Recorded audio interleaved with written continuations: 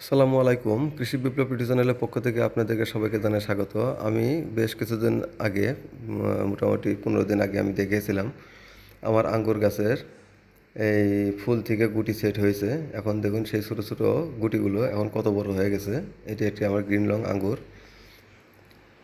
2 বছরের কাছাকাছি একটি গাছ, কী পরিমাণে ফল ধরেছে। সঠিক জাত এবং সঠিক পরিচর্যা করলে আমাদের যে কোনো ছাদেই এই ধরনের আঙ্গুর ফল ফলানো সম্ভব। এই সাইজ অবস্থায় আমাদের বেশ কিছু পরিচর্যা করতে হবে, সেই বিষয়ে আজকে আলোচনা করব। আঙ্গুরের থোকা মাশাআল্লাহ একেবারে খারাপ না, অনেক সুন্দর।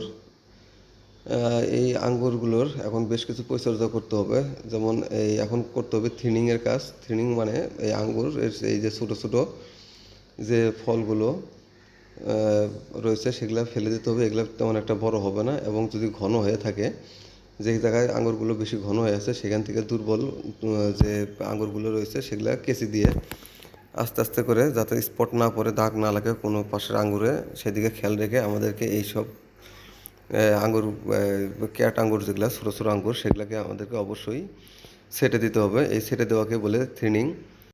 আর এই থ্রেডিং করে দিলে আঙুরগুলো দ্রুত সময়ের মধ্যে জায়গা পাবে এবং জায়গা পেয়ে বড় বড় হয়ে যাবে। আর যদি আমরা থ্রেডিং না করি তাহলে একটার সাথে আরেকটা গায়ের সাথে গা লেগে খুব টাইট হয়ে থাকবে এবং ফলগুলো বড় হবে না এবং কি সাইজে ছোটো হবে। তাই আমাদেরকে অবশ্যই থ্রেডিং করে দিতে হবে।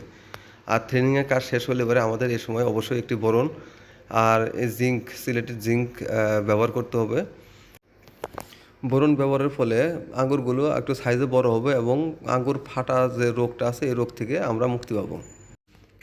আর এখন যেহেতু গাছের খাদ্যের প্রয়োজন বেশি হবে, তাই এই সময় আমাদের সিলেটেড জিঙ্ক ব্যবহার করতে হবে। জিঙ্ক ব্যবহারের ফলে গাছ অতি দ্রুত খাদ্য সংগ্রহ করতে পারবে, গাছের পাতা সবুজ থাকবে এবং ফলন বৃদ্ধি করবে, রোগ প্রতিরোধ ক্ষমতা বাড়ায়। তাই এই সময় আমাদেরকে অবশ্যই সিলেটেড জিঙ্ক এবং বোরন স্প্রে করতে হবে। আর নিয়মিত আমাদেরকে অবশ্যই একটি ছত্রাকনাশক, একটি কীটনাশক ব্যবহার করতে হবে প্রতি 15 দিন পর পর।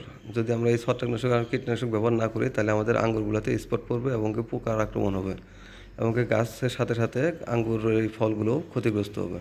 তাই আমাদেরকে এই সময় এইসব পরিচর্যা অবশ্যই করতে হবে। যে পর্যন্ত আমরা হারভেস্ট না করতেছি সে পর্যন্ত আমাদেরকে অবশ্যই রোগ প্রতিরোধ ক্ষমতা বাড়াতে হবে এবং রোগ যেন না আসে সেদিকে আমাদেরকে অবশ্যই খেয়াল রাখতে হবে। আর এই সময় যেন গাছে পানির অভাব না হয় সেদিকে আমাদেরকে অবশ্যই লক্ষ্য রাখতে হবে। আজ এ পর্যন্তই। ধন্যবাদ সবাইকে ভিডিওটি দেখার জন্য।